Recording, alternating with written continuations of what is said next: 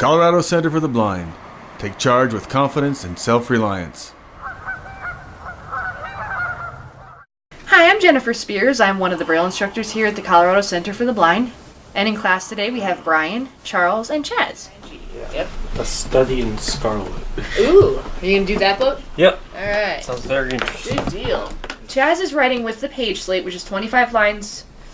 So it's a lot easier for people to use because they don't have to move it down every 4 lines like the standard slate. So I'm giving him sentences related to the latest group that he has learned. Is it Ross? Ross. Okay. Yes, the name Ross. And then Charles is reading the RS page of the McDuffie Reader, and Brian is reading a book. Yep. So that's what's going on in here today. Okay. First one, the garbage truck arrived early. Alright, Charles is fourth from the bottom. It begins with an R, right? It sure does. Is the next one O? Yes, it is. Good job. Ross and. Good. So I have a question. Yes. So if I want to do early, would I do EA, or would I do E and then the AR contraction? So what you would do is the E followed by AR because Yeah.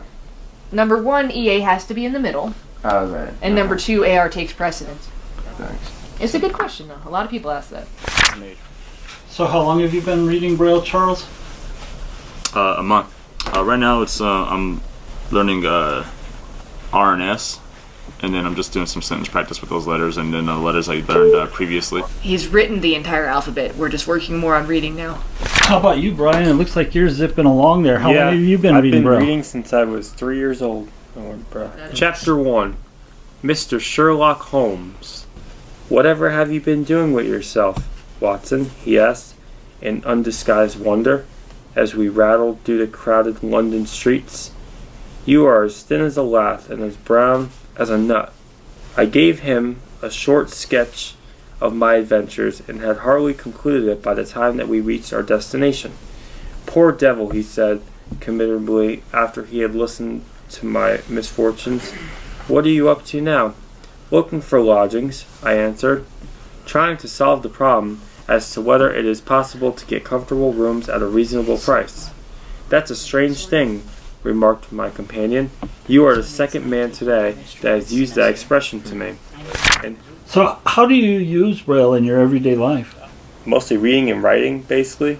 Sometimes it's just good to have the book right in front of you and know what you're reading, especially if you have to do a school assignment. And math, for writing, it's actually really good for math because you can feel the letters and the numbers and the symbols. And yeah, so that's mostly how I use Braille every day.